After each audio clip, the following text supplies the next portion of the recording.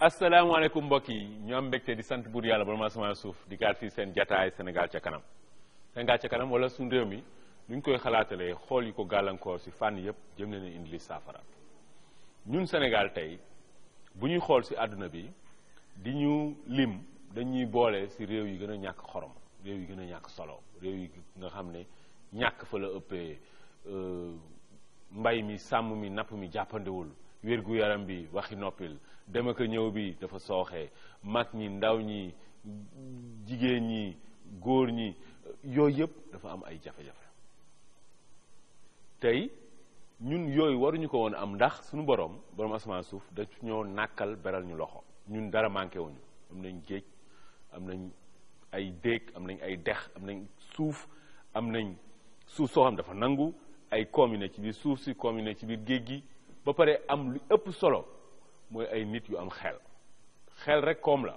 saa ay nit jëlee xelam daas ko nàmm ko bës ko xelli ko sotti ko xel moom da koy jural yiw yoo xam ne njottam yegg si woon sax lu tax ñun Sénégal ñu am xéewal yooyu yëpp ba pare ne ca gannaaw loolu bés bu ne dañuy ami gan yoo xam ne dañu fiy dikk ngir yooyu si yàbbi tey ñu ngi sànd ak Ibrahima Diop këru liggéeykaay bi tudd ASPIT nga xam ni ñoom ñi jàppandal mooy ñi inventé ñi amal ay mbir moom moo fay secrétaire général kilifa la fa ak Ousmane Ba nag moom inventeur la moom dafa amal ay mbir yoo xam ne dem ba am si ay médaille d'or ak ay médaille de bronze ak yooyu Ibrahima Diop de nuyu la dal la ziar. maa ngi lay remercier monsieur Tunkara di nuyu mbooleem téléspectateurs yi di nuyu waa Sénégal yëpp di sant Ousmane Ba mi nga xam ne mu ngi jóge ba Diourbel pour ñëw bokk ci émission bi. Ousmane waa ASPIT yëpp ñu ngi leen di delloo njukkal si waar yi nga xam ne ñu ngi koy bay ngir invention ñu jëmale ko kanam Ousmane dalal di la ziar. ñu ngi lay delloo ziara Tunkara. waa Njaareem yëpp ñu ngi leen di ziar. waaw kay jërëjëf loolu laa bëggoon Njaareem Ousmane. médaille d'or bi mu anamu. médaille d'or baa ngi nii. médaille d'or de.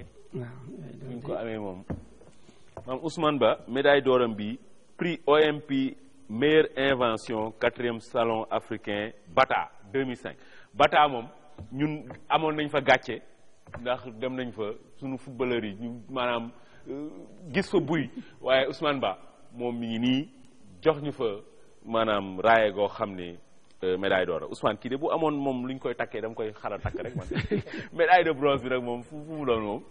médaille de bronze bi Genève la woon. Genève fële ci réew Suisse nga xam ne foofu réew mu set la Ousmane Ba am fa benn xam nga Suisse Genève at mu ne dañuy amal benn salon international boo xam ne mbooleemu inventeur yëpp fa la ñuy day daa mel ni daal coupe du monde si wàllum invention wàllum amal ay mbir Ousmane Ba dem fa am fa médaille de bronze mais Ousmane yow lan nga def ba am médaille d'argent ak médaille de bronze. waaw asalaamaaleykum mbooloo mi di nuyu ñëpp nag di ci jiital sant sama ay waajur fala ba mënta ñàkk. di sant ASPIT bi nga ko waxee waaye di sant 2STV parce que moo waral tey jotaay bii bu dutoon loolu amaat na nee nañu bu lekkee alom na ko gërëmee coy. léegi bii la ñuy njëkkee. voilà médaille d'or bi médaille d'or bi maa ngi ko am en 2005. à Bata. ma présenté woon ci benn machine bu ñu naan benn repiqueuse de riz machine buy jëmbat ceeb xalaatoon ko dessiné ko mu nekk en virtuel yóbbu ko foofa grâce à l'ASPIT encore une fois ci laa amee médaille de bronze médaille d'or bi waaw médaille d'or bi. bon dinañ njëkk si waat léegi si repiqueuse de riz bi léegi médaille de bronze bi moom. médaille de bronze bi maa ngi ko am daaw en 2014 à Genève foofu ma présenté woon fa benn machine bu ma tuddee man semoir multifonctionnel extensible. waaw mu doon loolu. benn machine jiw boo xam ne bi wax dëgg yàlla dafay mën na raado mën na ji mën na deqi mën na sax ruuj daanaka. machine bi mën na loolu yëpp. waaw te yow mii Ousmane yow yaa inventé loolu yaa ko amal yaa ko dessiné yow yaa ko tëgg yow yaa ko togg ba mu ñor nga teg. waaw ana machine bi. machine bi actuellement mu nga Jurbel.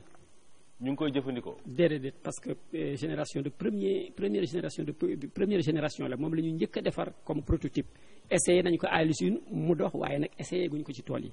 xam naa il faut ñu tëggaat deuxième génération. gën ko améliorer mën ko vulgariser parce que lépp loo gis ndànk la étape par étape la. léegi médaille d'or bi ak médaille de bronze bi nga ko amee réew mi ban sargal lañ la sargal. waaw ba ma amee médaille d'or bi wax dëgg yàlla en 2005 daanaka dem naa ñibbi si kenn yëgu ko bi ma toogaatee ba en 2006 ci la ASPIT ñëw Kédougou jamono yooyu maa ngi liggéey Kédougou lycée technique industriel et minier de Kédougou maa fa nekkoon directeur des études ci la ASPIT jóg ñëw sargal ma foofu ca Kédougou waaye mel na ni ba tey Sénégal médaille d'or bi ñu bëri xamuñu ko. président de la république jamono yooyu. Abdoulaye Wade yëguloon médaille bi waaye ba ma defaree mémoire bi mu nekk état virtuel moom Abdoulaye Wade ci jamono yooyu bind naa ko lettre en 2003 parce que kii 2003 laa ko defar présenté ko 2005. jamono yooyu bind naa président Abdoulaye Wade lettre. tontu na woon na la. moom tontu na ma. bind naa ministre Christian Diatta jamono yooyu ma yor recherche scientifique. daanaka tontu bi daal mën naa wax ne ba ñu ne tontu sax moo ko gën. soofantal la ci jamono yooyu bind naa ministre agriculture ba tey tontuwuma ci jamono yooya. léegi médaille de bronze bi nag bi nga ko amee fële Genève moom réew mi sargal nañ la. waaw sargal nañ ma dëgg la mënuma wax sargaluñ ma parce que bi ma ñëwee wax dëgg yàlla ca njaareem moom gouverneur région bi sargal na ma waaw. gannaaw gi ASPIT ci boppam ñëw na foofu ci jamono yi passé rek yàggul lool ci jamono ba ñu organiser journée africaine pour l'innovation et la technologie ASPIT ñëw na foofu sargal ma ah Macky Sall waroon nañu recevoir fii ci Méridien président ci SARIS mooy benn organisation nationale bu ñuy organiser pour les scientifiques. dem naa foofu sargal nañu waaye sargal boobu nag des na. ndax lan. ah des na ci ni ma ko mën a waxee. parce que ci jamono yooya am na yor naa fi ay photo am na loo xam ne diggoon nañu ko ba tey gisuma ko. lan la ñu la diggoon.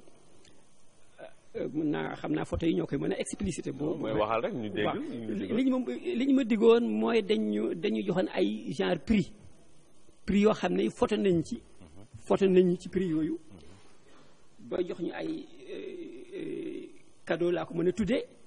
mais cadeau boobu dañ ko retiré ba tey jotaatuma ko réellement concrètement. ah dañ ko ñii noonu sëlëm la noonu rek jox la kii jëlaat. voilà jëlaat ko loolu ku def loolu.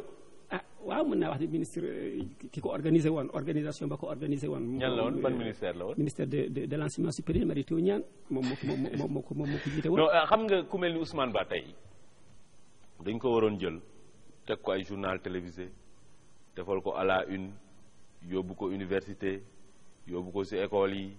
yóbbu ko ci bërëb yëpp wane ni que ñun Sénégal dañu am médaille d'or dañu am médaille d'argent dañu dem coupe du monde gagné fa tey bu ñu gagné woon gis nga 2002 sunu footballeurs yi bi ñu demee kii gagné dem ba ay quart de finale yooyu gis nga président daa génn réew mi yëpp génn ñu ndiiraan leen coow li mel ni tulleeg male mais ñun sunu ay borom xam-xam am ay médaille d'or ay médaille de bronze fu laaluñu leen sax mais léegi ñun nan la ñuy demee te liy doxal réew moom mooy xam-xam moom mooy liggéey. loolu ñu jël ko fa sàggane ko. du yoon moo ñu tax a sooxe moo tax développement bi ñuy woote ci sama gis-gis gis na de.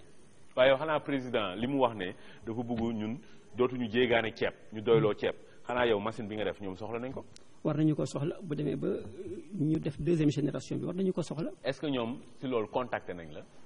waaw man maa ngi liggéey ASPIT c'est-à-dire que nguur gi ASPIT mooy sama jokkuwaay ak ñoom. non léegi président moom li mu wax ne dafa bëgg dootuñu jéegaane ceeb bi yëpp ñu koy bayee fii ndax ñiy lijjanti loolu yow ñëw nañ si yow ne la dañuy jokkoo ak yow ngir sa machine boobu. déedéet ñëwuñu ci man. alors kon nu ñu koy defee duñ ko jëmbateeg loxo. waaw dama yaakaar ne rek comme ASPIT ñoom moom mooy seen kaddu moo yore seen baat te maa ngi jokkalante ak ASPIT man foofu rek laa mën a sukkandiku. Ibrahima Diop yow yaay secrétaire général ASPIT.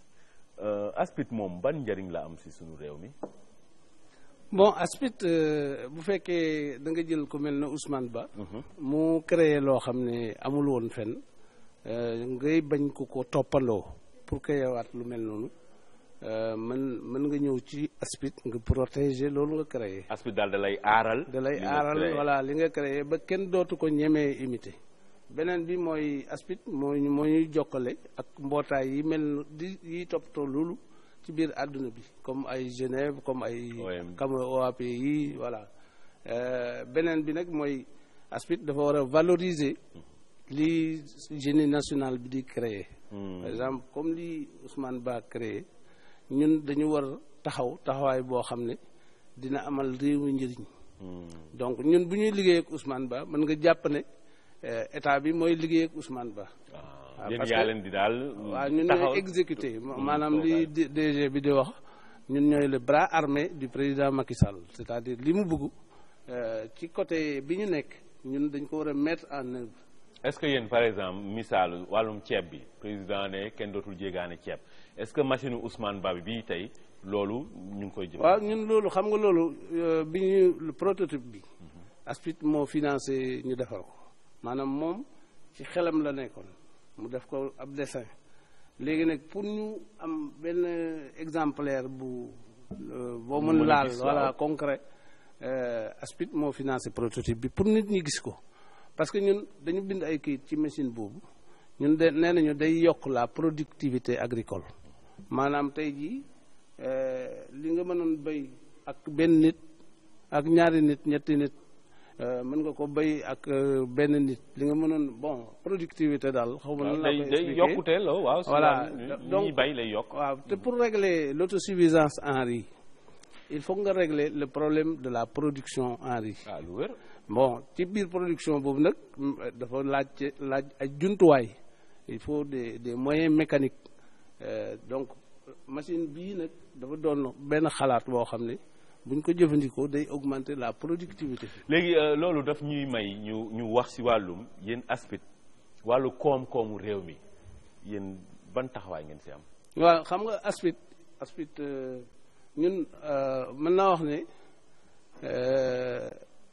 bi ñu créé agence bi 2012 la bon ñun bi ñu ñëwee suñu équipe bu bees bi ñun li ñu gis mooy dootul yoon ASPIT nekk fi ay nit yu xereñ di xalaat dara di ko créer te duñu mën a am ku leen jàppale ku leen tette ba ñu xam ne ñu def ba créer ay entreprises yu bees ay emplois yu bees donc ci la ñu jël presque tout le fonds d'investissement de l'ASPIT bi nga xam ne nag barewul à peu près c'est 100 millions. loolu du dara. waaw bon loolu war nañ ci jënd suñuy ordinateur suñuy jumtuwaay ci biir agence bi mais dañu génne plus de 50% def ko ci création yu mel ne yu Ousmane Ba yi ak yeneen inventeurs yi. ñoom Cheikh Gueye ak ñoom. voilà ñoom Cheikh Gueye et consort voilà donc ñun dañu xalaat ne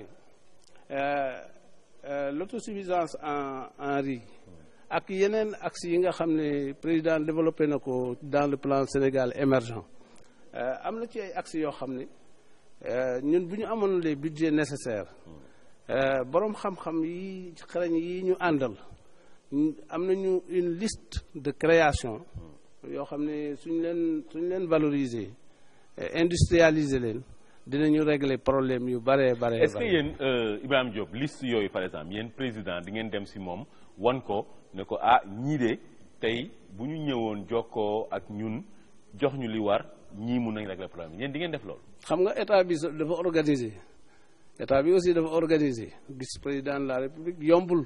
mais dinañ ko gis ci suñu ministre. suñu ministre Aly Ngouille Ndiaye moom bi président demee Ngaye Mékhé dafa wax ne désormais Sénégal yi dañu war di def 15% de commande publique bi 15% yi nañ koy def ci production nationale bi xam nga kooku ak boo ko booleeg li mu bëgg autosuffisance en riz xam na ne tant que ñu ngi ci importation du ñu génn ci trou bi ñu nekk. mais yéen est-ce que tey def ngeen benn rapport par exemple yónnee président yónnee ministre bi. waaw loolu laa la bëgg a wax c'est-à-dire que aujourd'hui ministre bi président dafa waxoon ne naa wax ministre bi pour que commande bu amatee ci matériel boo xam ne réew mi mën na ko defar ñu def commande bi au niveau de Aly Ngouille Ndiaye du ministre de l'industrie kooku tamit bi mu dajalee service yi donc suñu bos daf ñu wax ni service bu soxlaatee na xool ban service moo mën a defar li mu soxla au lieu xaalis bi di dem bitim réew ñu jox service boobu subvention bi moom mu defaral ko matériel bi et tey jii la plateforme multifonctionnel. am na benn commande bu mu def au niveau de l'ASPIT. ASPIT du industrie donc li mu mën mooy day xool kan moo mën a fabriquer li plateforme bi soxla ci suñu inventaire yi bu ko defee ñu mettre leen en commun. ñu produire li plateforme bi soxla boo jëlee fu mel na Aprosi ñoom dañu yor un domaine industriel. ñii soxla nañu ay espace yu ñuy am seen jumtuwaay di fa créer di perfectionner seen ay machines. donc Aprosi dañu nekk ak ñoom en discussion dinañu jox un terrain ñu créer fa une cité des inventeurs. loolu jot na de loolu jot na te tamit jot na ci réew bi inventeurs yi ñu gën leen jox gëdd parce que tey mu mel ni ASPIT nga ni 100 millions nga fa def xam nga loolu tamit dafa néew man président keroog wax naa ko nee naa ko président lu mu bon 1 milliard. war nga ko jël ne lii pour inventaire yi parce que cinéma rek keroog bi ñu fi demee gagné étalon du Yenenga boobu président dafa ni léegi jox na leen 1 milliard par année tey bu ne woon invention tamit 1 milliard par année mais loolu dafa jot Ousmane Ba yow tey sa message lan nga bëggoon mu leer ci bopp nit ñi. voilà Tunkara li ma bëggoon mu leer ci bopp nit ñi moo di ne lu ñëpp xam la sax développement bi ñuy wax développement mënta am tant que recherche moo xam nag recherche fondamentale ak recherche appliquée joxuñu ko gëddaam. ñaar yooyu ànd de. parce que développement réew yépp mooy seen base su fekkente ne loolu amul développement du am naka lay amee ci sama xalaat ne xam nga damay wax ne alhamdulilah rabbil alamin ba Macky xalaatee PSE plan Sénégal émergent jàpp naa ne nag émergence boobule gis nga recherche ak développement mooy maillon bi ci ëpp doole ci sama yaakaar. est-ce que plan bi gis nga ci recherche et développement. wax dëgg yàlla xam naa mu ngi ci waaye place bi mu ci war a. plan bi jàng nga xool nga ko non xooluma ko objectivement xooluma ko mais xam naa place bi mu war a am est-ce que dinañu ko jox place boobu allo jax ma wax ko. gis nga recherche. xam nga kii joxe dafa exemple léegi nit ci plateforme bi man dama ko jox exemple ci plateforme bi ci leneen lu mu mën a doon tey boo ko dee seet. esprit sénégalais dañu yaakaar ne développement mooy bâtiment yu rafet mooy oto yu rafet mooy leneen déedéet. développement yi mooy li nga xam ne la ñun ñoo koy xalaatal suñu bopp liggéeyal ko suñu bopp jëriñoo ko suñu bopp bala ko keneen di jëriñe te jëriñe ki te jëriñe ko loolu mooy lan gis nga damay wax ne ñun inventeurs yi ak intellectuels entre guillemets de manière générale dafa am loo xam ne daf ñu tayalloo ci recherche tayalloo ñu ci wàllu invention ana lu tax parce que toujours dañ naan jaru ko slogan boo xam ne bi dañ naan jaratul ñuy réinventer la roue xam nga c'est un slogan boo xam ne bi saa wu ay kii di discuter ci benn problème ñu ne non jaratul ñuy réinventer la ma ne foofu laa ne erreur bi foofu la tàmbalee dama jël roue comme exemple mais mooy mbooleem objet scientifique et technique yi lépp luy science lépp luy technique rek tey occidentaux yi defar nañu ko pratiquement lu bëri xalaat nañu ko mais cela ne veut pas dire que loolu existé na ba pare rek ñun ñu ñëw sukkandiku di ko consommer te ñun du ñu inventé dara kooku man mënuma koo nangu exemple bi ma lay jox am na élément yu simple yoo xam ne yi tey puso c'est élémentaire lame de rasoir c'est élémentaire seringue c'est élémentaire gis nga le transistor tey boo seetee seen tableau seen plateau technique bi le NTIC base bi mooy lan transistor lu tuuti la jot yooyu nga xam ne ay éléments yu ndaw la te ba dañu guñu koo defar lépp luñ ci soxla dañu koy jéggaane te dañuy développer yaakaar naa dañuy nax suñu bopp. donc message bi mooy suñu fekkee ni dañuy développer. dañuy émerger dañoo war a créer. est-ce que yéen seen lycée technique bi nga nekk xale yi foofu dinañ créer.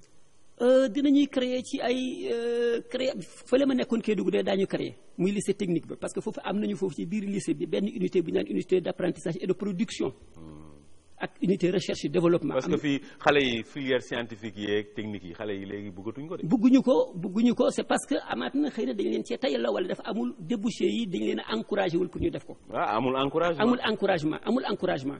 parce que tey waroon na am tey ay médaille d'or yoo xam ni xale yi ñu ne par exemple ñi amul fukki at ak juróom-ñett at mu ne dañuy def concours pour seen création.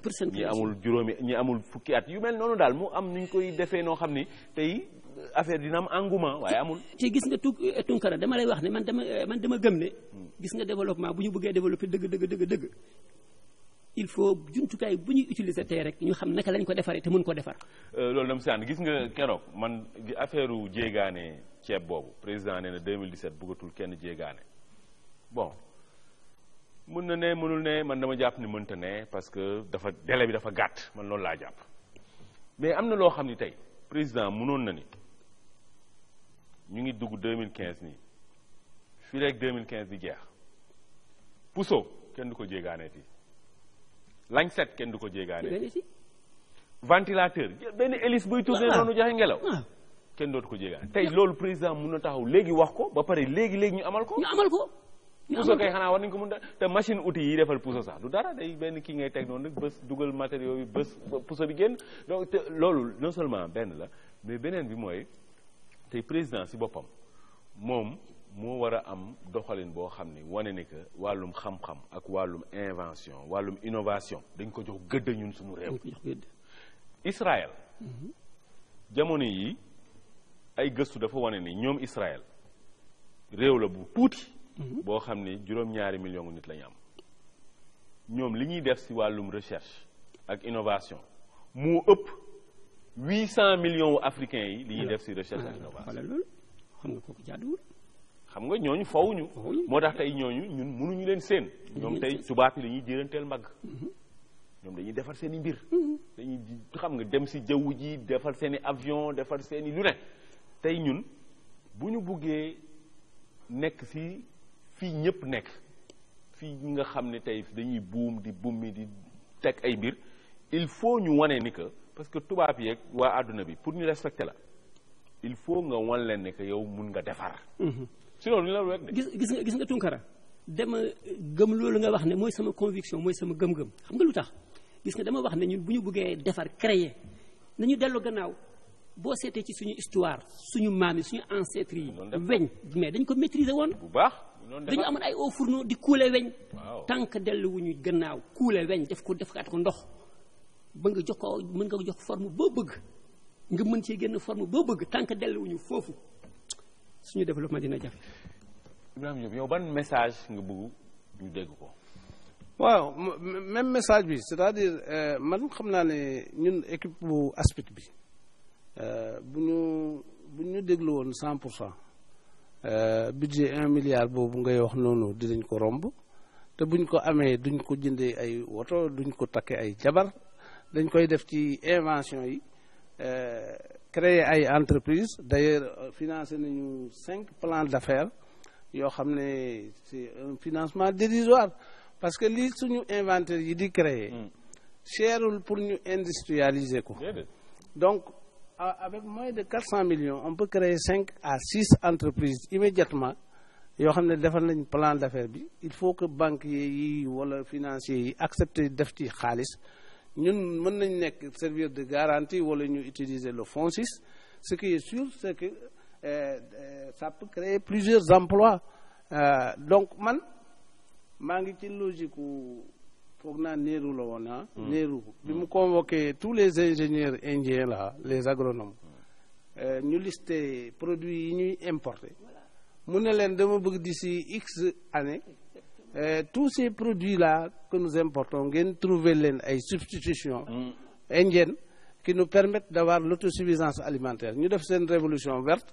tey jii Sénégal sax riz indien lay dundee mais loolu ça veut dire que ñun mën nañ ko te buñ koy def violé wuñu intérêt pays occidentaux yi qui sont nos partenaires mais donc war nañ mën a développer li suñu réew mi di créer li suñu réew mi di produire te du tax ñu yàqal ñi nga xam ne ñoom la ñu àndal parce que loolu mooy suñu intérêt ñun voilà ku nekk sa intérêt nga war a dox ñoom sax c'est leur intérêt que ñun ñu jàpp ci dara sinon comme li nga wax moo ñuy dal nekk des consommateurs passif nag consommateur moom ak développement c'est pas possible déedéet loolu moom mënul am ku bëggul dem da ngay defar voilà looy jeexalee gis nga li kii wax moom mooy sama xalaat gis nga lycée technique yi toujours ma di ko wax am nañu ay jumtukaay am nañu ay équipement yoo xam ne yi ay professeur dafa nekk borom mi xam-xam ñu xereñ mais mënuñu dañ leen a mësul teg benn défi mais il faut ñu teg leen ay défi loolu ànd naa si.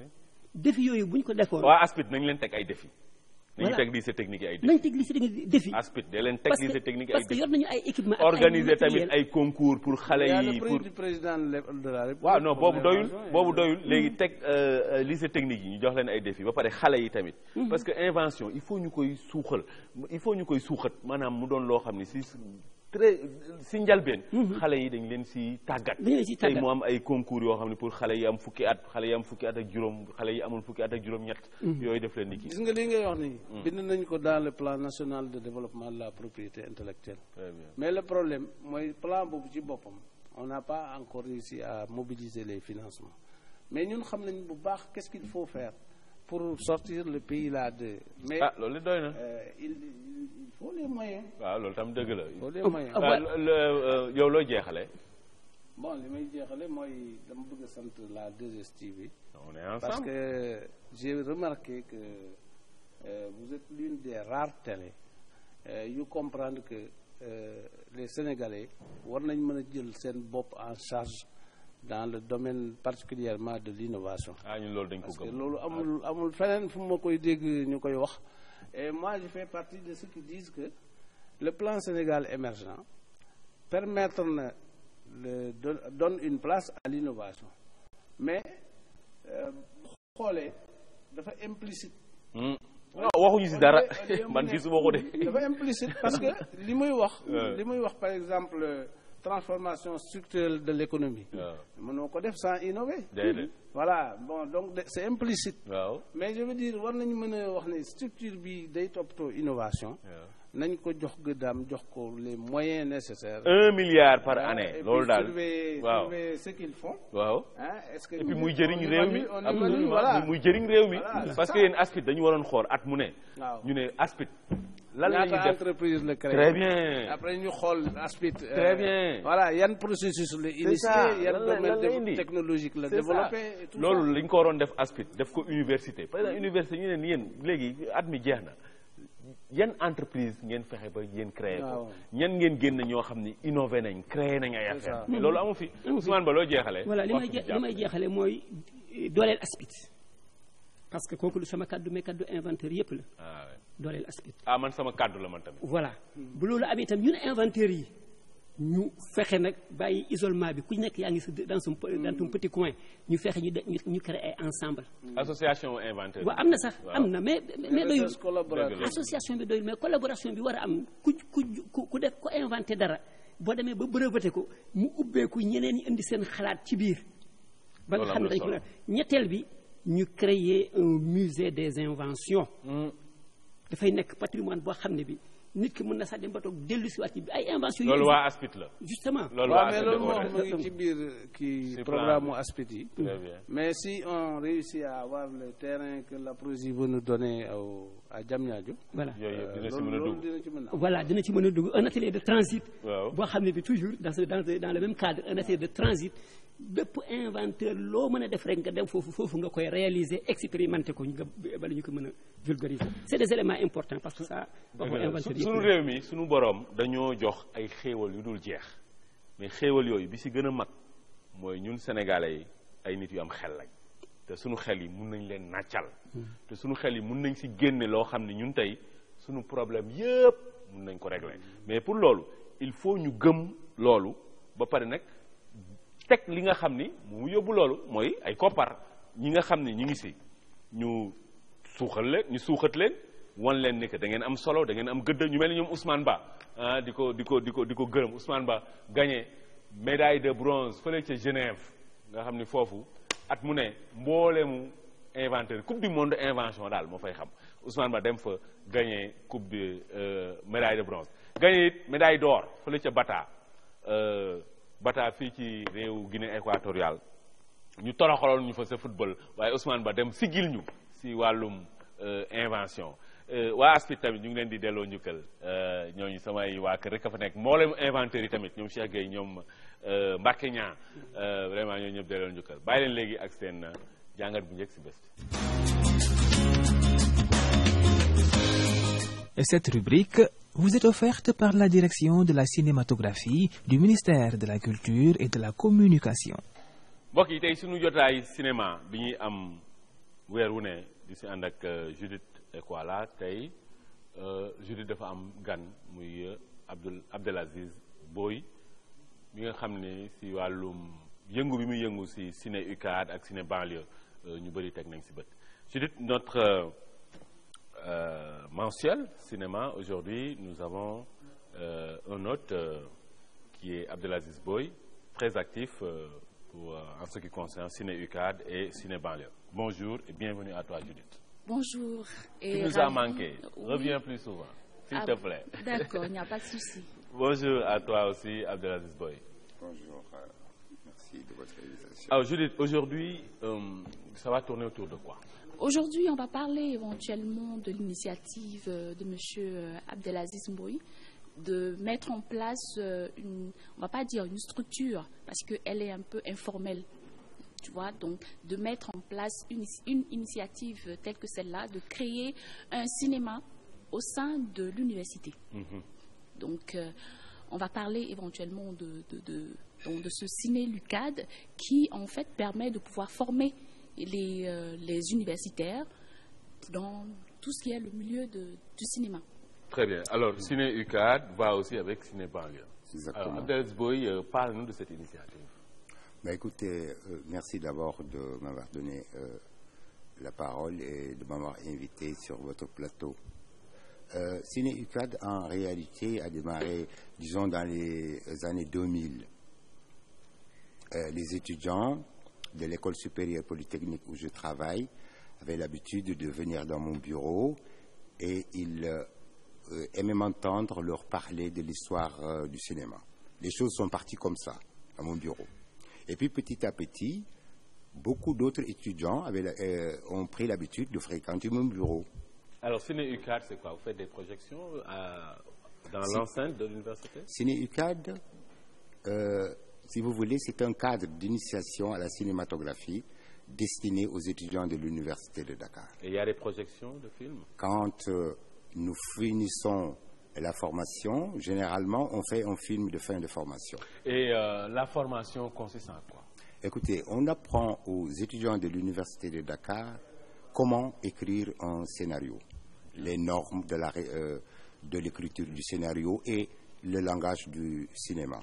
Alors Judith, on va tout de suite les questions Oui, donc il nous a parlé brièvement de cette initiative, mais bon, on sait aujourd'hui, au Sénégal, il n'y a plus véritablement une école du cinéma.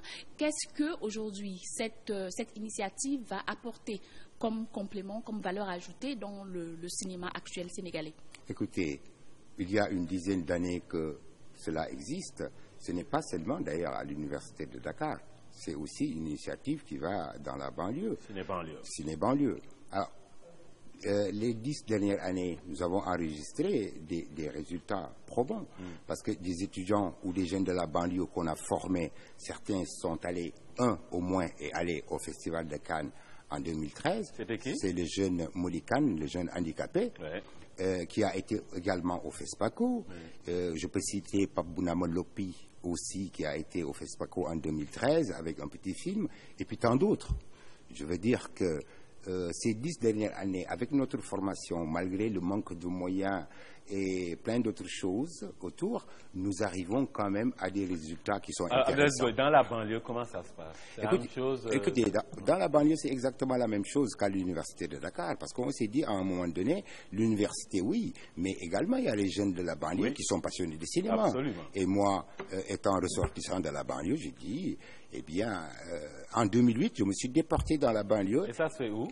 Actuellement, je suis au Parcelles Assainies, du côté de Unité 24, mais on a commencé à Guédiawaye, puis à Pikine, et en 2010, j'ai trouvé une maison que j'ai louée pour pouvoir effectivement regrouper tous ces jeunes passionnés du cinéma de la banlieue. Et alors, est-ce qu'il y a des chiffres? Est-ce que vous pouvez nous dire combien de jeunes vous avez réussi à former? Ben, là, ça va être difficile. Depuis 2008, disons des dizaines et des dizaines d'étudiants et des jeunes de la banlieue. Peut-être une cinquantaine, j'en sais rien. Ce qui est vrai, hein, Judith, je sais que tu es avec moi sur ça, c'est que C'est mon impression, hein, c'est ma foi, c'est que tout le monde est passionné de cinéma. Oui, tout à fait. Il n'y a pas un individu qui n'aime pas le cinéma. Tout est question, je pense, de ce qu'on présente à cette personne-là. Mais tout le monde veut voir des images. Exactement. Et donc, je vais poser une autre question à M. Mboyi. Aujourd'hui, qu'est-ce qui empêche, pourquoi l'État sénégalais ne met donc pas en place, avec tout ce dynamisme qui se fait au sein du Ciné du Cadre, pourquoi on ne met pas en place une filière de cinéma, une réelle filière de cinéma à l'université? Tout à fait. Mais je crois qu'actuellement, les autorités sénégalaises, aussi bien que les autorités de l'Université de Dakar, commencent à considérer le cinéma comme une chose extrêmement importante. Je sais qu'à l'Université de Dakar, on réfléchit en ce moment pour voir comment introduire le cinéma, notamment à la faculté des lettres. Je sais également que l'État du Sénégal, dans le cadre notamment du FOPICA, est en train de faire des choses dans le domaine du cinéma. Nous pouvons espérer que dans les années à venir, la tendance va être inversée. Et donc aujourd'hui, c'est juste des étudiants volontaires qui sont passionnés de cinéma, qui viennent vous voir et vous les formez. Et c'est gratuit. Et c'est gratuit. Et c'est gratuit. Et les jeunes de ce pays sont passionnés du cinéma. Ah oui. Comme vous le dites tout à l'heure, tout le monde finalement est passionné du cinéma. Absolument. Le problème, c'est que jusque-là, on n'avait pas de cadre pour encadrer ces jeunes. Et nous autres, nous nous sommes engagés volontairement comme une sorte de sacerdoce. Et ça, c'est où à l'UCAD? Écoutez, on est à la fac de lettres, mais en réalité, au départ, on tournait un peu en rond. D'accord. Et aujourd'hui, les étudiants qui sont intéressés, qu'est-ce qu'ils font? Ils viennent vous voir? Mais sans condition, en fait. Ils viennent où? Ils viennent me voir dans mon bureau. Ils viennent à l'école supérieure polytechnique où je Donc travaille. tous les étudiants du CAD ou les étudiants des universités privées, si vous êtes intéressés par le cinéma, si vous voulez voir comment on fabrique des films, comment on écrit un scénario, quels sont les différents processus, venez à l'école supérieure polytechnique de l'université de Dakar avec Abdelaziz Boye. Alors Judith, aujourd'hui, le message, ça va être quoi? Mon message, bon, c'est vrai qu'on n'a pas, malheureusement, on n'a pas beaucoup de temps parce qu'il y a beaucoup de choses à dire. Aujourd'hui, il est le seul à travailler dessus en tant que formateur et pourtant, il est réalisateur, ça on l'a dit. Mais pourtant, dans le cinéma, il n'y a pas que la réalisation, il y a d'autres métiers. Donc, ce sera important de pallier. Une école de cinéma va contribuer à pouvoir créer d'autres véritables métiers du cinéma et professionnaliser davantage les gens, les jeunes dans ce secteur. Parce qu'aujourd'hui, ma crainte, c'est qu'à un moment donné, on a l'impression que des gens vont être formés sur le tas. Parce qu'après le Ciné UCAD, Ciné Banlieue, il n'y a pas un diplôme. Un diplôme reconnu par l'État. C'est informel. Voilà, parce que c'est informel. Donc, c'est un peu complexe parce que après, ça va manquer un peu de crédibilité, le métier du réalisateur. C'est ça le problème, parce que tant que ce n'est pas structuré, tant que les choses ne sont pas harmonisées, comme l'école de médecine, l'école, toutes les autres grandes écoles polytechniques et tout, tant que ce n'est pas harmonisé, les gens, on ne prendra pas normalement, ce métier c'est l'école nationale des arts qui devrait s'occuper de ça, normalement. En fait, elle était créée pour ça. Elle avait cette vocation-là. Bon, aujourd'hui, on sait ce qui se passe là-bas. C'est pas. Oui, quelqu'un m'a dit encore récemment que, en fait, il y a beaucoup de gens qui trouvaient, des jeunes qui ne trouvaient pas la peine de venir payer pour faire l'école de cinéma, en fait, parce que en Europe, ça coûte excessivement cher. Voilà, parce qu'il y a beaucoup de paramètres à voir. Absolument. Et ce qui est encore intéressant, c'est que M. Mboyi, il travaille sans matériel. Donc, moi, j'ai tous ces soucis-là. Je me demande comment on va pouvoir avoir des jeunes réalisateurs de qualité tant qu'ils n'ont pas tous ces atouts-là. On fait avec les moyens du bord, là. Il fait avec les moyens du bord. C'est ça. C'est ça. Oui, mais Judith a posé un problème très important. Sérieux. Vous savez, ici les banlieues, au départ, c'était une affaire de passion. Absolument. Personnel. Hein? Oui, personnel, c'est une affaire de passion. Bien sûr, on est arrivé à un moment où, maintenant, il faut structurer tout ça avec l'appui des autorités universitaires et sénégalaises. Et nous sommes optimistes, hein? Nous disons que les années à venir vont se mettre en place. On aura des formations dans le domaine de la caméra, dans le domaine du son, etc., etc. Mais au départ, notre problème, c'était quoi? Nous sommes entourés par des jeunes passionnés de cinéma. On s'est dit, écoutez, on n'a pas à attendre. Absolument. On les initie et puis on fait des films avec des bouts de ficelle. Ouais. Mais à notre grande surprise, ces films avec des bouts de ficelle, un a été au Festival de Cannes, d'autres ont été à Ouagadougou, d'autres encore à Clap d'Ivoire, etc. C'est important qu'aujourd'hui dans ce pays, qu'on comprenne qu'on parle d'émergence. Alors, ces choses-là ne sont pas possibles. L'émergence ou le développement, ce n'est pas possible tant qu'il n'y a pas un socle culturel fort. Et dans le socle culturel, il y a toute la création, la fabrication de l'imaginaire, de l'imagination. Et le cinéma joue un rôle essentiel dans ça. Ce n'est pas un hasard aujourd'hui. Quand tu parles de la puissance américaine, tu vas citer Hollywood dans la puissance américaine. Tout à fait. Quand tu parles de la puissance indienne, tu vas citer Bollywood dans la puissance indienne. Quand tu parles aujourd'hui de l'émergence du Nigeria, tu vas parler de Nollywood. Les Français, par exemple, eux, dans ce qu'ils appellent l'exception culturelle, ils disent, oui, mais le cinéma, pour nous, c'est important. On ne peut pas laisser les Américains venir phagocyter notre cinéma. Donc, on protège notre cinéma parce qu'ils savent que c'est non seulement un facteur d'identité culturelle, mais aussi et surtout un facteur de création d'emplois formidables, de création de valeur ajoutée, parce que toute la chaîne du cinéma ne recèle que de la valeur et du bien si on l'oriente très bien. Alors, Judith, mot de la fin. Oui, un mot de la fin, c'est juste pour annoncer aussi le festival que M. Boy prépare, le festival du CAD. Écoutez, déjà en 2013, nous avons organisé notre premier festival qui s'appelle Campus Film Festival, parce qu'il fallait quand même montrer tous ces films que les jeunes étudiants ont fait. Il y en avait combien? On en est à 6, à 6 films. Mal. Bon, avec des bouts de ficelle, avec des bouts de ficelle. Et puis également, en 2013, dans la même année, nous avions également organisé Banlieue Film Festival. C'était aussi pour montrer les réalisations des jeunes de la banlieue. Et en 2015, nous voulons faire la deuxième édition et ce sera dans le courant du mois de mars, disons, de films après le FESPACO. Écoutez, il y aura au moins une quinzaine, une vingtaine de films réalisés avec des bouts de ficelle qui vont être présentés au public. Félicitations et nous espérons que tout cela donnera encore plus de goût aux jeunes à vouloir vraiment s'investir dans le monde du cinéma. Parce que c'est un monde fabuleux, comme le cinéma est fabuleux. Alors, Judith, extraordinaire. Alors, on ferme sur quoi? On ferme tout simplement en remerciant tout le monde. La direction de la cinématographie, vraiment, qui est notre partenaire dans ça. Monsieur Boy, mot de la fin? Oui, en parlant de direction de la cinématographie, notre ami et frère Hugues Diaz est en train de faire un travail remarquable. Et il vous appuie? Ah oui, depuis quelques années. Et il vient nous rendre visite, aussi bien à Ciné U4 qu'en Ciné Banlieue.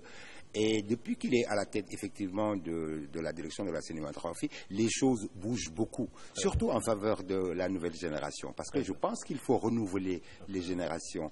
Et que les adultes, les anciens, aient la générosité de venir transmettre leur savoir-faire à la nouvelle génération. Et ça, c'est important parce que sans chaîne de transmission, il y a perte de valeur et surtout perte d'identité. Donc, au mois prochain, une autre chronique avec Judith Ekwala sur le cinéma. Et cette rubrique vous a été offerte par la direction de la cinématographie du ministère de la Culture et de la Communication.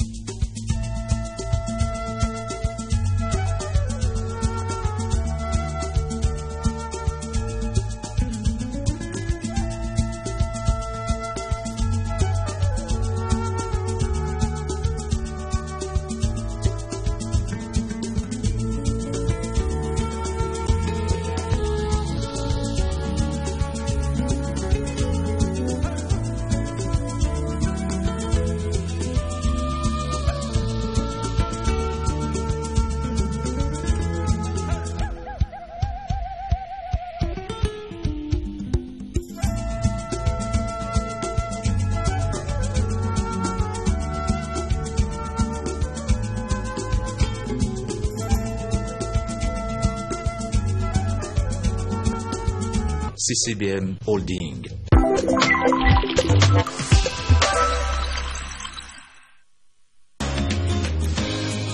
mbokk yi tey suñu taxaw seetlu ñu ngi si ànd ak Samba Dra moom délégué de quartier la fële ca Pikine Nord di yëngu it si APR di parti président Macky Sall Samba di la dalal di la nuyu di la ziar.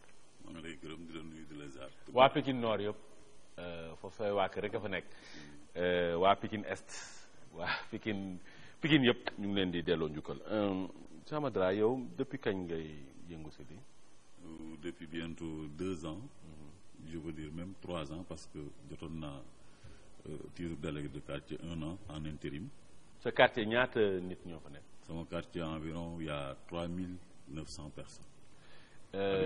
waaw xam nga Pikine moom mooy gox bi ëpp nit fu mu toll nii ci biir réew mi. délégué de quartier moom leeral ñu luy liggéeyam.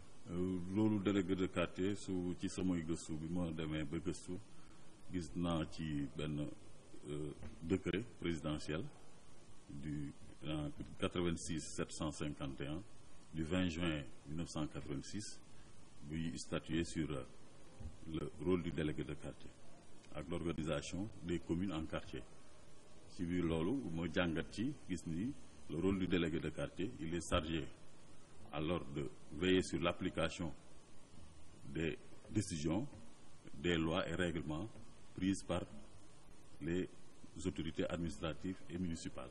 léegi yéen délégué de quartier yi li ñu leen gën a xamee rek moom mooy ay këyit.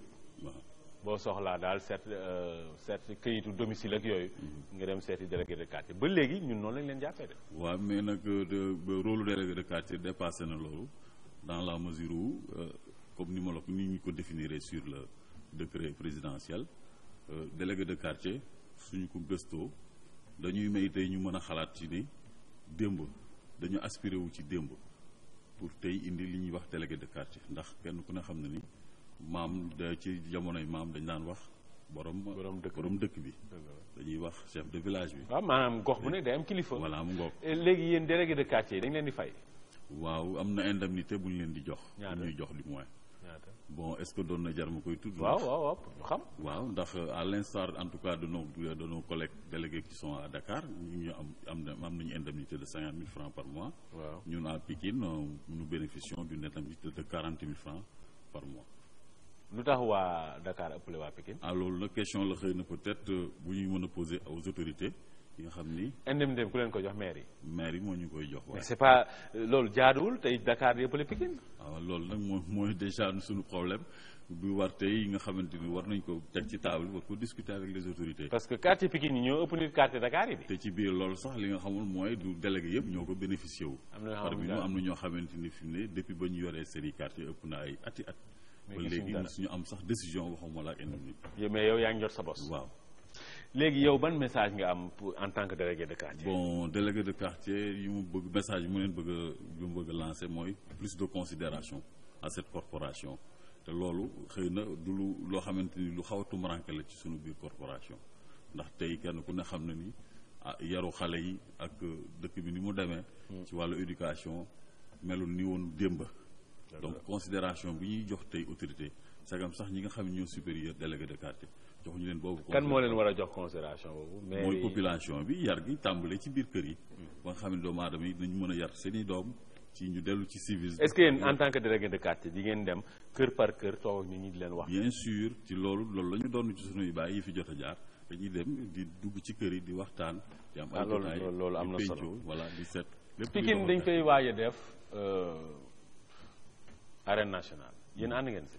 waaw mën naa ne ànd naa ci.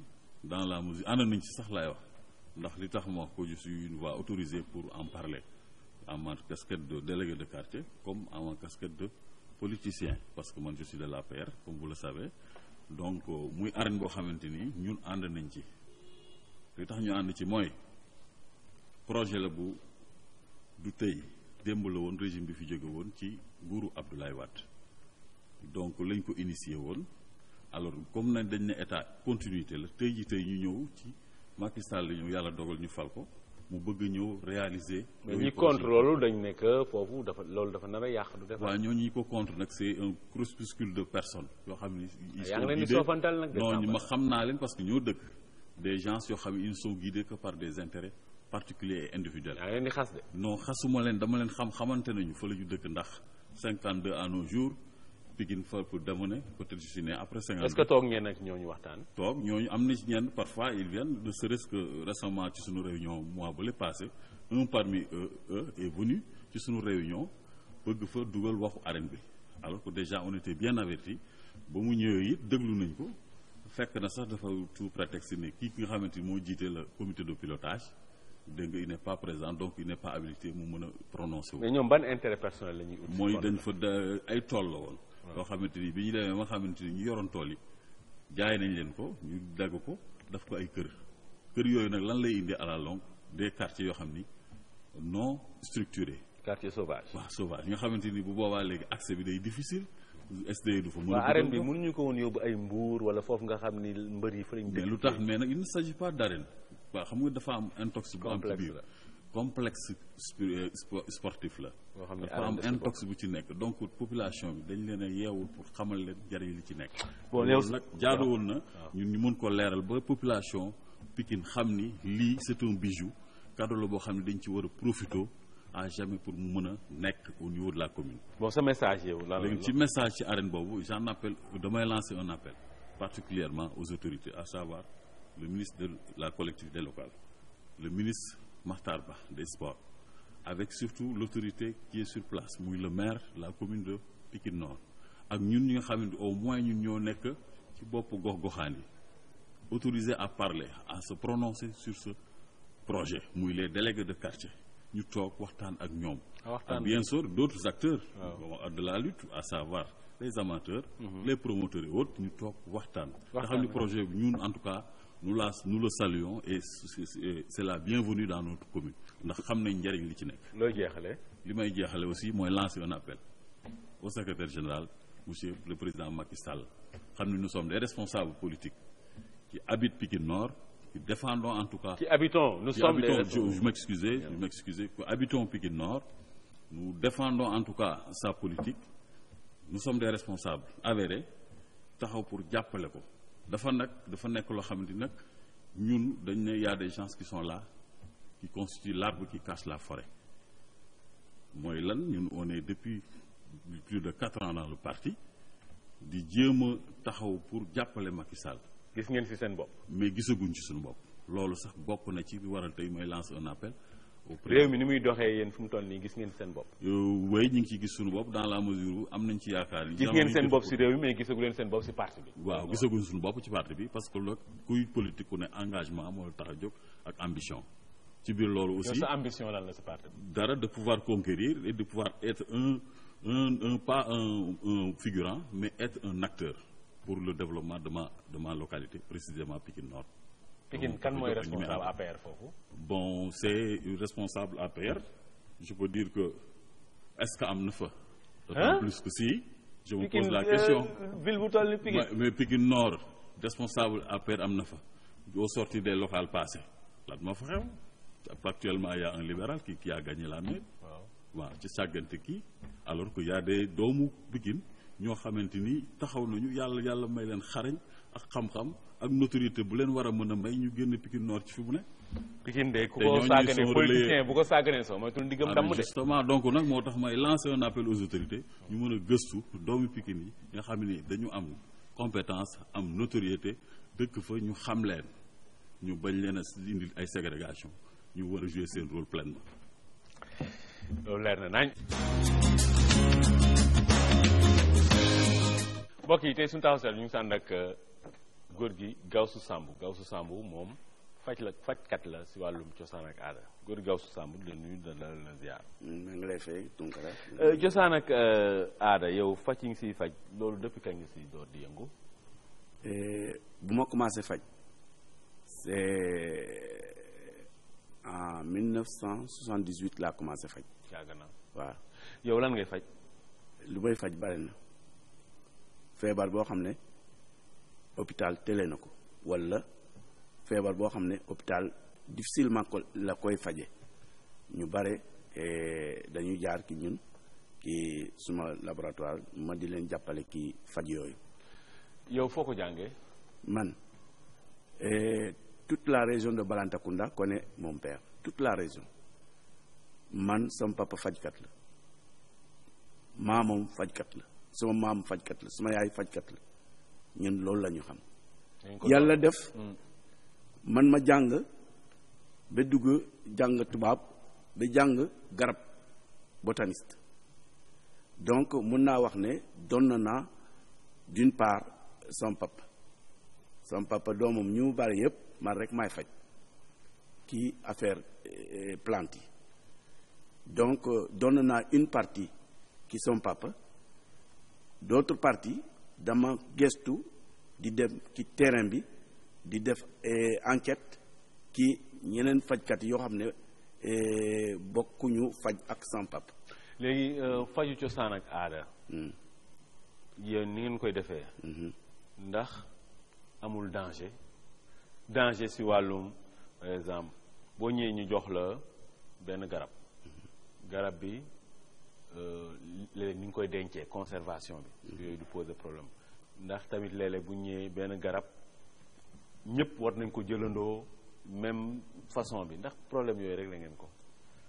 faj façon boo gis am na avantage am na inconvénient am na danger amul danger ci kaw fu ngay dem parce que fajkat yi dañu bare de telle sorte que doo xam kan mooy fajkat cosaan déggantaan ak koo xam ne fajkat la tàppale di wut xaalis. waaw di utkat xaalis donc léegi comme loolu dafa bare mun nga tombe ku baax comme mun nga tombe koo xam ne dafay uti xaalis donc loolu mooy suñu problème maladie ñu gën a bare xamuñu fu ñu war a dem ak fu ñu warul dem. yéen tey malade yi ñëw si yéen bëri na. man de mun naa wax ne bu kenn fajkat cosaan amuloon kon fu mu nekk nii Yoff tëj nañu ko bu yàgg parce que médecine traditionnelle médecine moderne mënul jël lépp. déedéet. donc bu mënul jël lépp bés bu nekk ñu war a dee dina doubler ba 10 fois. donc ñun secours lañu ki en quelque sorte ki médecine moderne. est-ce que yéen nit bu ñëwee si yéen di ngeen ko wax mu def rajo def ay analyse ak balaa ngeen gi. ñu gën a bare ki man en tout cas ñu gën a bare dañu dem hôpital ba sës ñu door a ñëw ki man. bu ñëwee wala ñoo xam ne dañu ñëw ak seen document wala ñoo xam ne amuñu xaalis pour dem hôpital ñu ne nañu dem ci Sambu boo xam ne il fait du social. parce que xam nga faju cosaan ak aada suñu réew mi. juñu nga ko sànq. kenn amul benn organisation boo xam ni tëral nañ ko. maanaam amul tey benn loi bu koy organiser amul benn décret bu koy organiser amul arrêté bu koy organiser amul dara ministère de la santé ba léegi. nee nañ 2004 ba léegi ñoom ñu ngi yëngu si defar benn loi waaye ba léegi ñu ngi dans le circuit kenn gisagu ko te réew mu mel ni Sénégal ñu ñàkk organiser loo xam dafay jëm si wér-gu-yaram. loolu suñu gàcce la ñun ñëpp ndax ñàkk organisation boobu dina tax. mu am porox ndol yoo xam ni ñenn nañ si dugg ba du ñu fajati mais dañuy lor. te loolu bon yéen du seen responsabilité mais responsabilité ñi jiite réew mi la man ministre de la santé bindoon naa ko ne ko lii dañ ko war a lijjanti gaaw defar benn loi boo xam ni mooy organiser médecine traditionnelle Sénégal parce que loolu amagul ba léegi.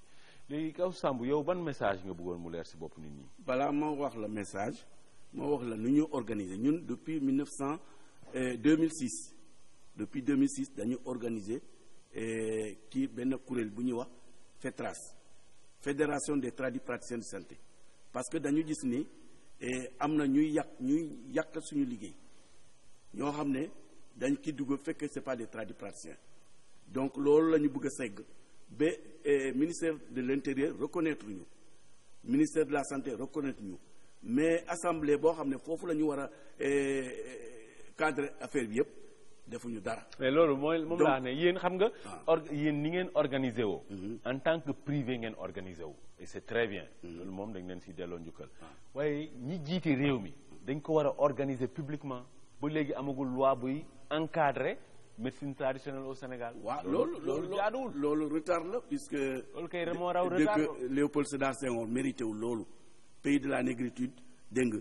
Maliens yi ñoo xam ne fii la ñu jàng Dakar université de Dakar ñibbi nañu def nañu seen liggéey ñu ngi lëkkaloo ak tradipraticiens ils font dans les normes foofu amul benn problème mais pourquoi Sénégal parce que loolu sàggante la ça depuis le temps de premier gouvernement ba deuxième gouvernement ba jusqu'à présent rien n'est fait pour nous donc ñëw nañ fi waa direction de yor médecine traditionnelle ñu ne daal depuis 2004 donc fukki at ak benn ngi nii loi bi mi ngi dans le circuit nga wax yooyu tamit dans le circuit pendant ce temps am na ñoo xam ne dañuy dee parce que mbir mi kenn organisé wu ko looloo tax nag gan yi dañuy jógee ñoo xam ne xamuñu leen seen dëkk bu ñu ñëw fii c'est des grands tradipraticiens waaw dégg nga et puis Tunkara lenn la lancé ngir yàlla médias yi tamit jàppaleen ñu parce que yéen a ñu gën a war a jàppale mais boo leen ñu jàppaleel ku ñëw rek jox leen tuuti xaalis rek ngeen placé ko fekk xamul dara dégg nga mu fay leen ngeen def ko publicité mensongère ëllëg sa ngeen fekk place am fees ay nit 2 jours après lu mu fayoon fii mu jot ko ba mu dépassé loolu loolu c'est pas bon loolu ngeen jàppale ñu parce que vraiment balaa ngay invité nit ci plateau il faut nga def enquête d'abord ban façon nit la lu muy liggéey est-ce qu'il fait du social ou non dégg nga parce que gis naa ñoo xam ne lu ñuy laaj sax maladie sax dem hôpital sax moo ëpp moo sa message lan la sama message mooy gouvernement nañu jàppale bu ñu jàppalu rek dégg nga médecine traditionnelle ku jóg rek day def parce que amul lu ko tere donc bu gouvernement bu ñu jàppale ñu may ñu cadre juridique ñun mën nañu wax ne ñun gouvernement la ñu jàppale parce que ñëpp mënuñu dem hôpital lu wér ñëpp mënuñu dem hôpital lu wér donc comme ñëpp mënuñu dem hôpital ñoo xam ne amuñu moyen sax même bu amuñu moyen pour dem hôpital dañu ñëw ci man ma di leen jàppale am na ñoo xam ne sax pour am paas pour ñëw di faju ci man duñu ko am donc du ma leen mën a seetaan bay leen nga faj leen may leen paas wallaahi yàlla xam na ko seetaan ma loolu rek donc gouvernement buñ ñun soolawuñu xaalis local sax amuñu ko local foo xam ne suñu siège kër jàmbur la ñuy yendu foofu la ñuy fanaa def suñu réunion depuis 2006 ba léegi. mënoon nañ leen jox benn local rek loolu du dara. ñun local bu ñu joxoon local kon dinañu. waaye léegi yéen tradipraticiens yi tamit na ngeen di cotiser comme ça ngeen loué seen benn local. ñun dañu cotiser dégg nga carte d'abonnement 5000 francs la weer bu dee bu nekk 3000 4000 francs selon la situation. loolu ngeen fi fay loyer fenn. pour local bi daal. pour siège bi. waaw mais yéen soxlawu leen gouvernement xam nga yéen si benn mbir rek ngeen soxlaa gouvernement. nañu def benn tëral loi boo xam ne mooy encadrer médecine traditionnelle yéen loolu rek ngeen leen koy. waaw mais loolu mooy fondement bi loolu bu amee rek mun nañu wax alhamdulilah lu des yëpp mun nañu débrouiller mais loolu amul ba tey. loolu tey amul ba looy jeexalee looy tëjee. lu ma jeexalee. maladie yi nañu moytu jënde garab yi ci tali médicament de la rue du médicament lu ñuy wax nii yëpp lii dee faj li nga dem jënde ko mu lor la loolu du lu baax il faut nga dem ñoo xam ne xam nañu même bu fekkee ne wax nañu la de boo jëndee garab bi nga dem seet leen ndax lii la wala du lii parce que jaaykat garab moom jaay rek la xam amul benn responsabilité boo demee foofu jënd jaay man nii mu jaay la ko et puis boo demee nga def ko loo xam ne du noonu garab boo gis mun na la faj mun na la rey amul garab boo xam ne mënu la rey donc boo ko defee lu baax mu faj la boo ko defee loo xam ne du noonu mu lor la lance boobu message laay lancé message fort waa Balantacounda yëpp ñu ngi leen di delloo njukkal ñoom maire central ñooñu sama wóole ak waa Balantacounda yi waa Samin waa Limane waa Ziguinchor waa Ziguinchor maa ngi leen di sant bu baax di leen nuyu macha allah ak waa Balantacounda yi nekk bitim réew tamit ñu nekk Paris yi nekk Bruxelles ñooñu ñëpp ñu ngi leen delloo njukkal bàyyi leen léegi ak seen vidéo du jour.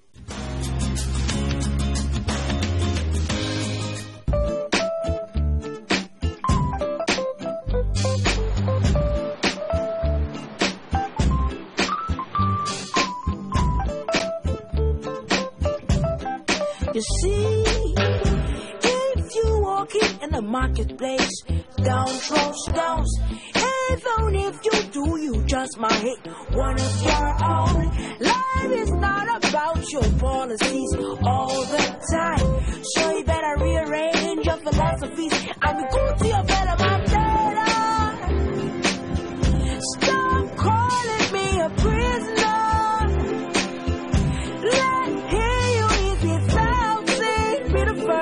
That cast the stone, Mr. Jada.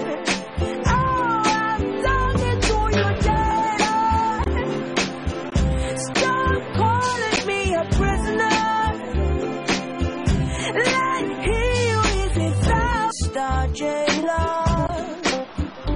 Oh, you don't care about my point of view. If I die, another will work for you. So you treat me like a modern slave, Mr. Jailer. I'm talking to you, Jailer. Stop calling me a prisoner. Let me hear you if it felt safe. Be the first to cast the stone, Mr. Jailer. Mr. Jailer, man.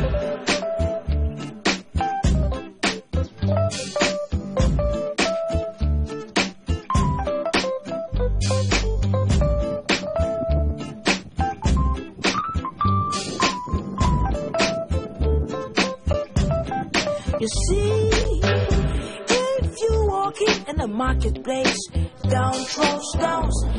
Even if you do, you just might hit one of your own. Life is not about your policies all the time, so you better rearrange your philosophies. mbokk yi tey suñu jotaay lekk ak naan ñu ngi si ànd ak chef Pathé Wade chef ziar. Tunkara maa ngi lay ziar. chef tey loo indi. tey hot dog laa indi ni ko américain yi defee. hot dog tey moom laa ko def waaw. ni ñu koy defee mooy dañuy jël hot dog bi def ko ci mais da ngay sembet soble bu mu sew nga def ko ci biir. danañ ko def yaa xam leneen loo ciy def bon loolu moo waral soble ndax américain yi bu ñu koy lekk dañ siy def soble. donc hot dog bi. dafa war a am soble. day am soble boo daggat ba mu sew. waaw bu mu sew mais du ñor. soble bu ñorul. waaw après nga def ci sa sauce bu la neex. waaw. rek sandwich ko nii si mburu. waaw sandwich ko noonu si mburu. hot dogu américain la. waaw hot dogu américain la.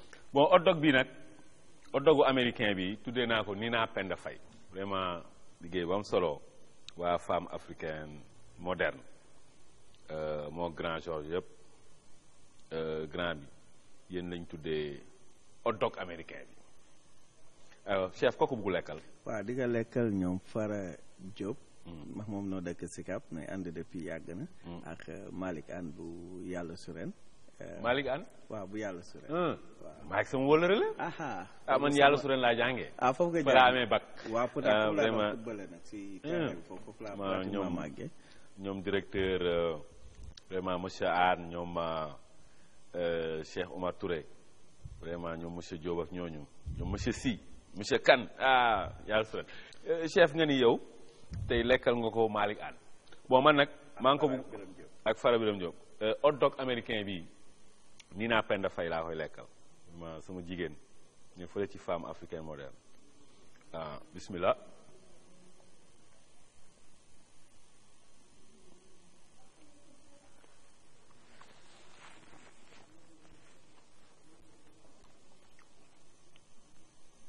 waaw mais chef daa am benn as vinaigre goo indaale lu mu doon. vinaigre xam nga fii il faut ñuy varier test yi boo ga vinaigre mën nga defar frite boo ko defee rek nga jël vinaigre teg à côté di capp di lekk. vinaigre bi ñuy jaay si boutique yi rek. bon xaaral donc pomme de terre bi ngay jël rek capp si vinaigre. waaw di capp di lekk c'est parce que il faut nit ñi di varier lekk yi. dëkk bu nekk ak togg yi ñu fay togg ak kii mais nag il faut que nu koy indi fii pour nit ñi di ko tester.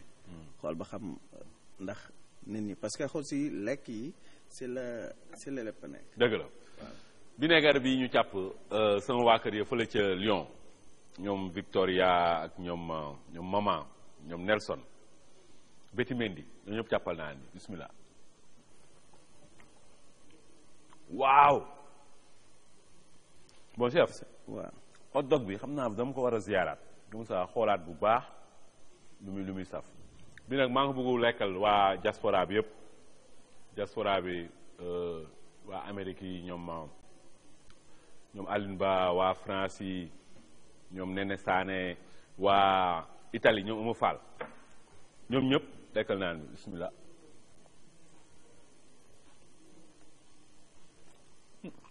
saf na chef tey message bi lan la. message mooy gën a góorgóorlu si togg bi rek et puis création bi gën a ñëw parce que gars yi il faut que ñuy créer togg benn yàpp nit mën na si créer ay différents plats yu bari. mais c'est que ñun dañu rester si ceeb bi rek. xam nga il faut que nit ñi gëstu ji. sama mbokk yi Bawol yëpp man foofu samay waa kër rek a fa nekk mu sëñ Saliou Mbacke bu sëñ Moustapha Saliou ñoom sëñ Fallou ñoom soxna mi Mbacke am Cheikh ñun ñëpp nekkal naan bi Cheikh looy tëjee Cheikh. waaw di sant ñëpp di gërëm ñëpp.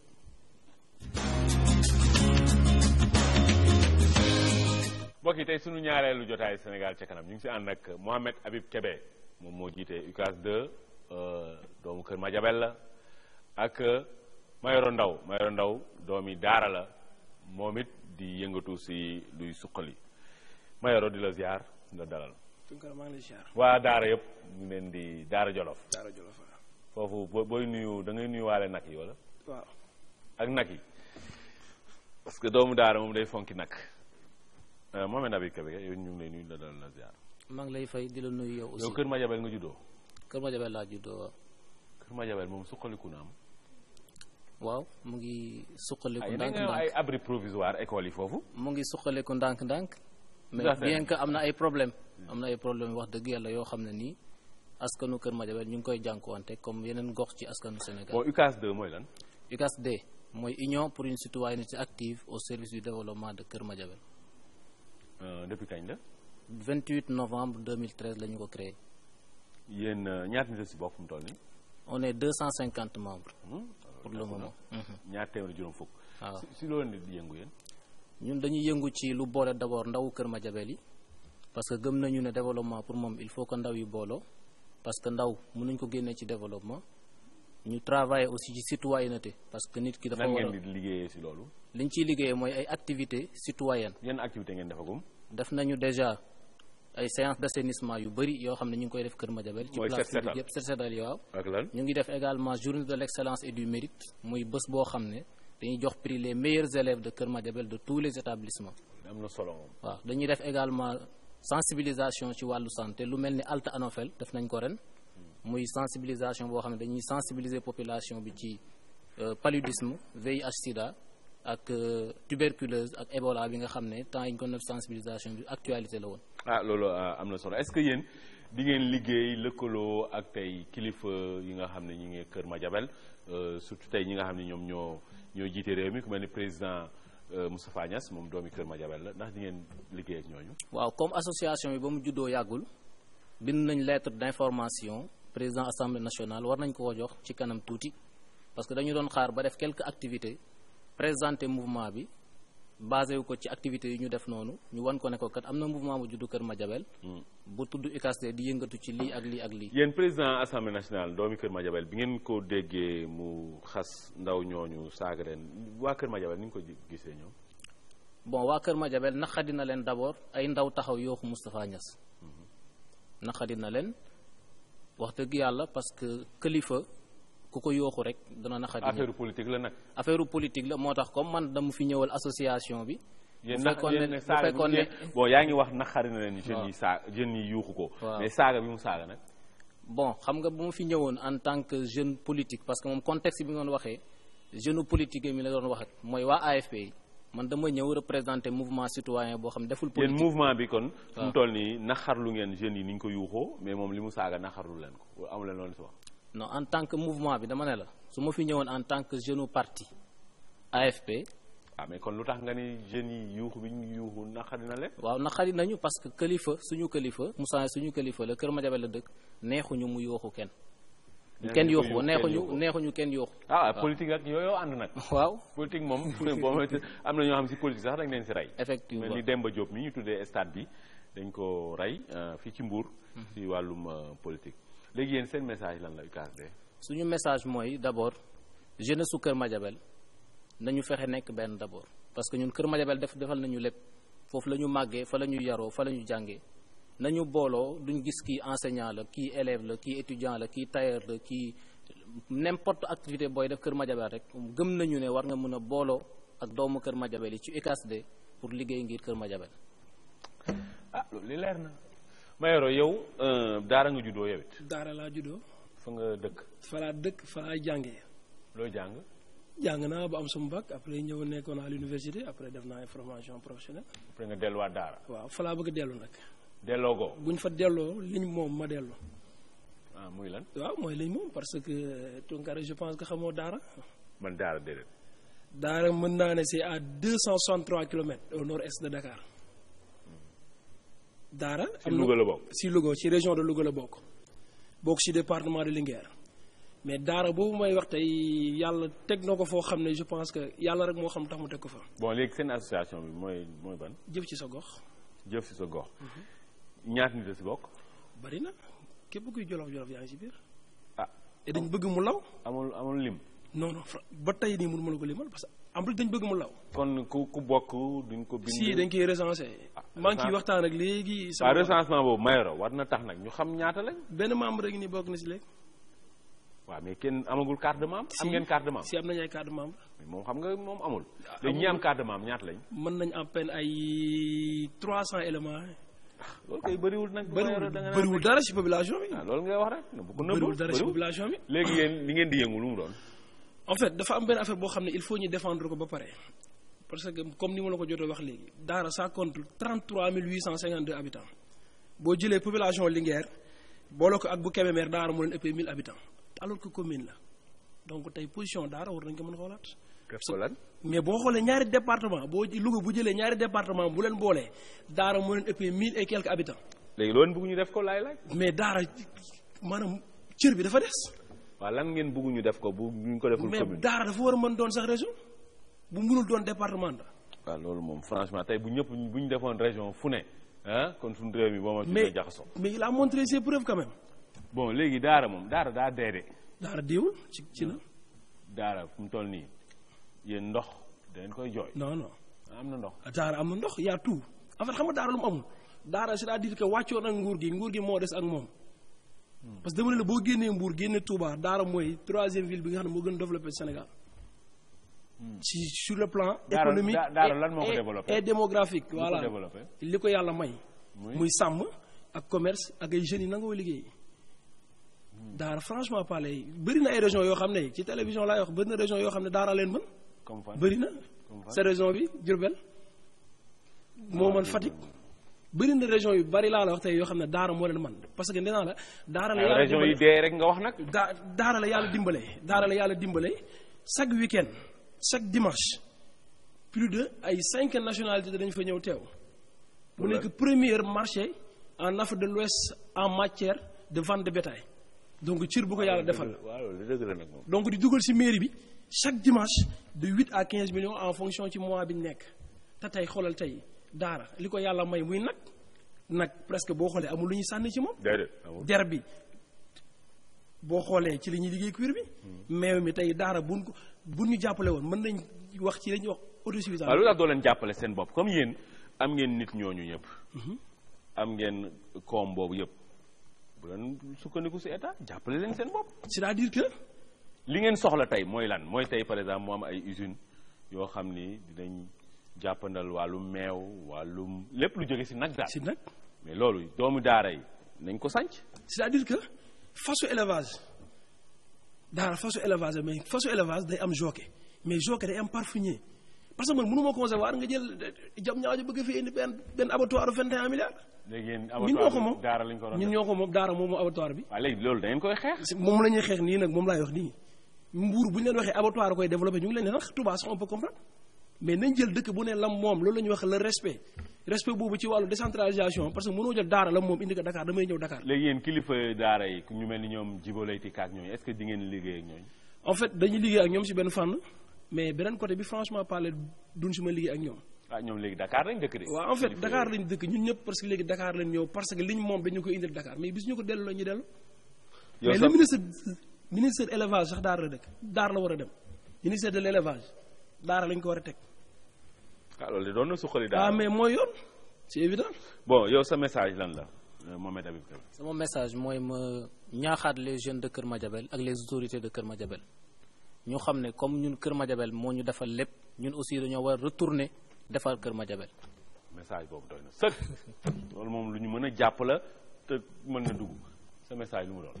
mooy wax mag yi le président bu ñuy wax acte 3 de la décentralisation boobu ñuy wax ak autosuffisance en riz en viande mën naa am kër bu amee ceeb amee ndawal am meew day daal di neex dafa am dëkk bu ne lamb moom daara soxlawul géej pour développer nan ñu jox li nga xam ne ñoo ko moom dañ ko valoriser am na fa parce que dama lay wax benn affaire nag boo ko daaxee 263 kilomètres day perdre 45 kilos te les 45 kilos boobu supposons le kilo vendu à 2000 francs nag bu ne sàmmkat bi ñàkk na ci 90 000 francs si 10 nag yi mu ñàkk si 900 000 100 nag yi mu ñàkk si 9 millions.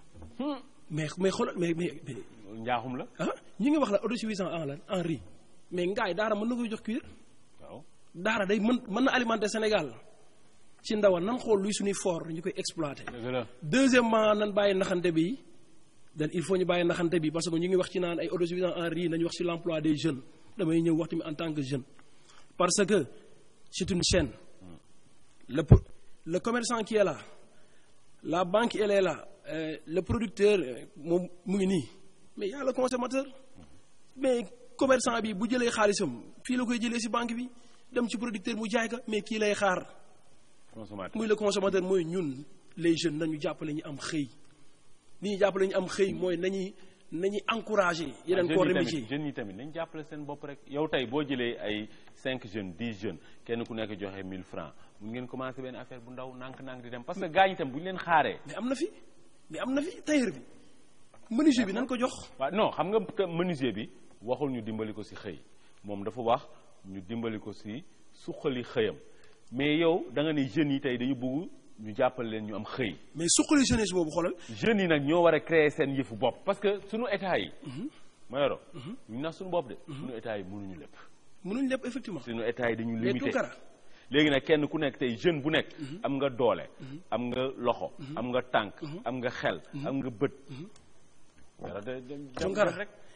menuisier bi soxlawul pour ñu xam nga menuisier bi c'est-à-dire que li ma la bëgg a wax foofu mooy maanaam menuisier bi day yokk xëy.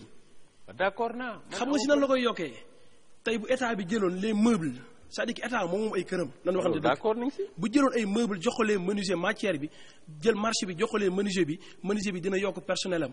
loolu d'accord augmenter salaire yi. d'accord nañ jël tailleur yi parce que bërki démb seetaan naa télé sunu artiste boobu dem ba ngaa jënd fa ay dàll en 1975 bu ko defoon ngaay romb na fi. mais mënul dem ba nekk retraite ci wàllu carrière am dañu naan jël leen dàll ngaay. kan la fu mu bëggoon a yóbbu dàll ngaay yóbbu ko fa. kooku la damay fàtte tur bi est-ce que du Youssou Ndour je sais pas. ah xam nga ko kat. waaw Youssou Ndour. li nga wax man dama si ànd 100%. lenn rek man mooy sama problème mooy jeunes yi kenn ku nekk na jóg jéem a nàccal xelam xool lan la bëgg def ak lan la mën a def ak ay moyens fan la toll donte 1000 francs lay déparé na ko déparé misaal président Macky Sall. Harouna Dia mi ko jàppale si wàllu xaalis ba mu falu tey xam nga lu muy jaayam. géej géej est-ce que keccax lay jaay keccax voilà. donc nit mën na suqaliku si keccax si suuf si ndox si lu mu mënti ne. effectivement da ngay gëm sa bopp pare nag parce que lu ko may rek di nga nekk jeune dem ba nekk mag doo am dara parce que yaa ngi xaar. effectivement xaar moo jeex gërëm Mayoro Ndaw. waaw doomu daara la gëm daara nag bëgg daara. loolu gëm la xamul tax. Thomas Sankara dani Thomas dani sama waa ji dani produisons ce que nous avons besoin. Ce dont nous avons besoin. Ce dont nous avons besoin et consommons. Ce que nous produisons. Ce que nous produisons. yow boo ma waxee Sénégal jëm kanam dama koy gëm man lu ma bëgg laaj xam nga mooy lan. sa émission bi ak plan Sénégal émergent ban moo njëkk. ñun ñoo jiitu. nañ la fay droit d'auteur. ndax la lii mooy plan Sénégal émergent. baal nañ leen droit d'auteur may nañ ko Sénégal gërëm Mayoro Ndaw doomi daara vraiment waa daara yëpp ñu ngi leen di delloo njukkal sama ñoom yaay Mbuba Ndiaye ñoom Albouri Ndiaye ñoom Mam Binta Sey nga ni man xaw ma daara sama yaay dëkk daara samay waa kër yow dëkk daara gërëm tamit Mohamed Al Habib Kébé moom doomi Kër Madiabel la sunu partenaires yi waa CCBM ñu leen delloo njukkal sunu ñawkat Badou Cenko fii si Sicap Jëppal sunu ay techniciens sunu partenaire comme xalima.com jotaay bi saa yu leen soobee mun ngeen dem xalima.com ngeen seetaan ko fa sunu ay techniciens ñoom Roxoy Mbodj ñoom Demba Seck ñoom Lay Sarr ak Ousseynou ñoom Bàccili ñoom Oumar Diop mboolem ñi nga xam ne ñu ngi ñuy bàyyi xel ci àdduna bi yépp ñoom Alka Ndiaye dig daje ëllëg bu soobee yàlla wasalaam